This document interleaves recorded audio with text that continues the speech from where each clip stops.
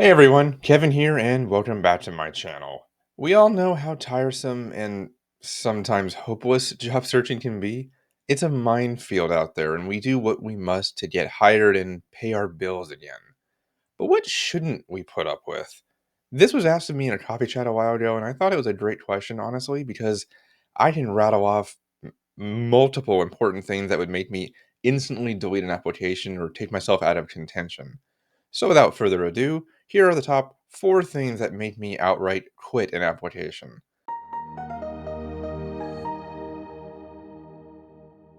Number 1, asking for the salaries at your previous positions. This is a major red flag because not only is it actually illegal to ask this, at least here in California, but it's fundamentally problematic and predatory on applicants. Companies who ask this are effectively trying to see if your previous salaries are a match for the role you're applying to, so they can reject certain candidates out of hand who don't align with what they are planning on paying. Or, even worse, they're seeing how low you're actually willing to go so they can lowball your offer.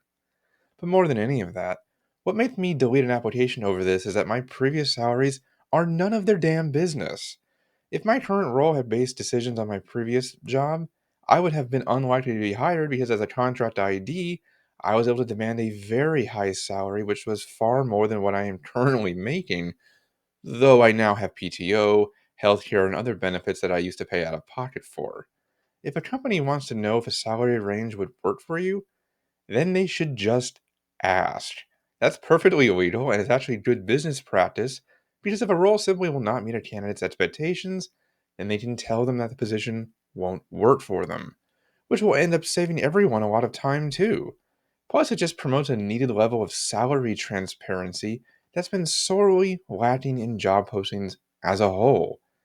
Ironically, I just made a course on interviewing best practices at my job recently, and this exact point was one that I had to vigorously make because a lot of interviewers have been asking these kinds of illegal questions and making decisions based on the answers without even realizing it. As you can imagine, that needed to change, and I wholeheartedly agreed. It's just poor business practice, honestly, and it needs to change.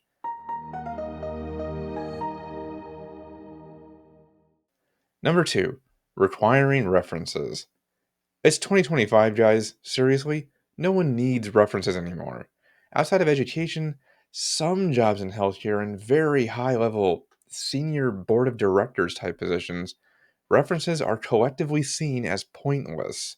Yes, there's a recommendation section on LinkedIn where I have ones from previous managers, and it certainly can't hurt you having some there, but realistically, who cares what some random person thought of my job performance months or even years ago? They are hiring me in the now. Hiring decisions should be based on my portfolio, what skill set I bring to the table, and if my personality meshes with the team I'll be working with. All a former coworker or boss should tell you is what my skills were when I worked at that company and what I did for them. Though relevant to a degree and how I came to be where I'm at now, those conversations should be had during interviews when they are reviewing resumes. Plus, just like how getting interview feedback often has limited utility outside of the company giving it, knowing the type of work I did at another company doesn't necessarily help you know how I'll do things for you. Again, that's why you asked about scenarios and how some would respond in that said interview.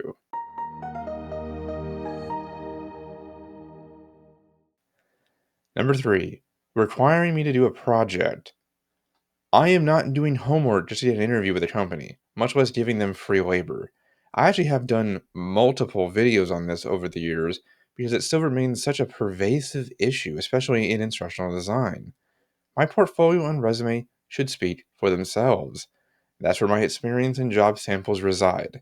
Not only should I not have to do an interview assignment that might take days or even weeks to complete, but many companies do this solely to farm free work out of applicants that they end up incorporating into their existing projects.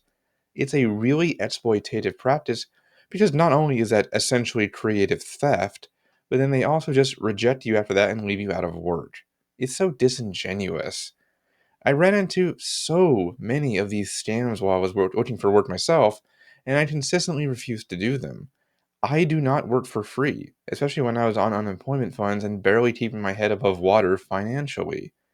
Applications should take no more than 10 minutes at the most, not hours or days of my time, especially when other people are already burning out just from how difficult job searching has become in recent years.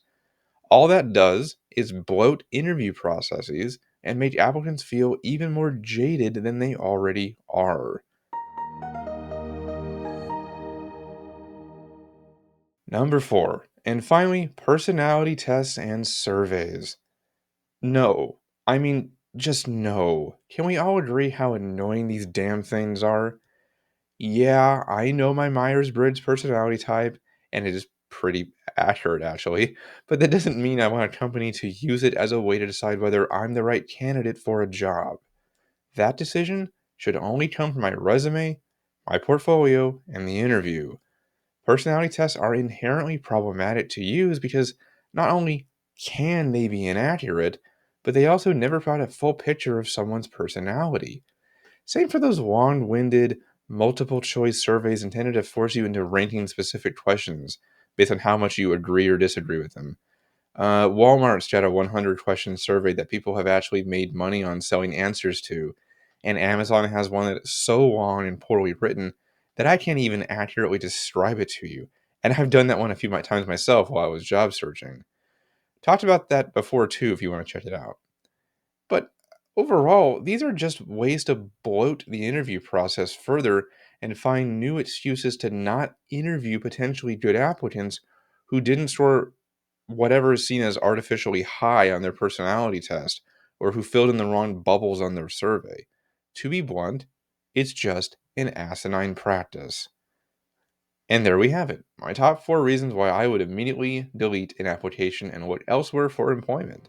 I want to be clear and say that I'm not saying applicants should have total control over this process or that you won't see shitty practices in almost every job because believe me, you can't avoid any of this entirely. What I can do, though, is control how I'll react to it, and instead choose to stand my ground on what's important to me. Saying no is already a powerful tool each and every one of us possesses. Well, guys, thanks for watching, and I hope you enjoyed today's episode. If you did, go ahead and like and subscribe or click the bell button to be notified whenever I post a new video. But for now, I've been Kevin, and I'll see you in the next video.